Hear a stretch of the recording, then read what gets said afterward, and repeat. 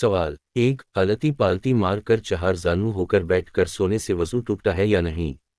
दो चार जानू होकर इस तरह सोना के हाथ थोड़ी के नीचे रखा हुआ हो तो वजू का क्या हुक्म है। तीन कुर्सी पर बैठ कर सोने का क्या हुक्म है। टेक लगाकर या बल्ला टेक लगाकर कुर्सी पर सोना दोनों सूरतों में क्या हुक्म है। जवाब एक दो अलती पालती मार कर यानी चार जानों बैठने की हालत में सोने वाले ने अगर किसी चीज पर इस तरह टेक लगाई हुई हो कि इस टेक को हटा दी जाए तो वो गिर जाए या इसका मुकाद जमीन से उठा हुआ हो तो इस हालत में सोने से वजू टूट जाएगा, लेकिन अगर वो टेक लगाए बगैर सोया हो तो इससे वजू नहीं टूटेगा।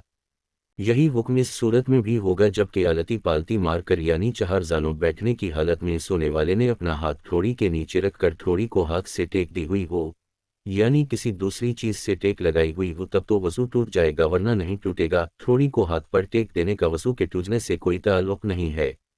तीन अगर कुर्सी पर बैठकर सोने वाले ने हाथ या कमर से टेक लगाई हुई है इस तरह के इस टेक को हटा दी जाए तो वो गिर जाए तो इस हालत में सोने से वजू टूट जाएगा, और अगर वो कुर्सी पर टेक लगाए बगैर सीधा बैठा है और इसकी आंख लग गई तो इससे वजू नहीं टूटेगा। सवाल कितनी देर आंख लग जाए तो वजू टूट जाता है। जवाब जिस नींद की वजह से इंसान अपने आज़ा पर कुदरत बरकरार न रख सके इसकी वजह से वजू टूट जाता है। लिहाजा अगर कोई शख्स पहलू पर या एक कूल्हे पर या चेहरे के बल या चित लेट कर सो जाए या किसी ऐसी चीज से टेक लगा कर सो जाए कि अगर इस चीज को हटाया जाए तो वो गिर जाए तो इसका वजू टूट जाता है। इसमें वक्त की कोई मिकदार नहीं, अगर थोड़ी देर भी आंख लग जाए तो वजू टूट जाता है।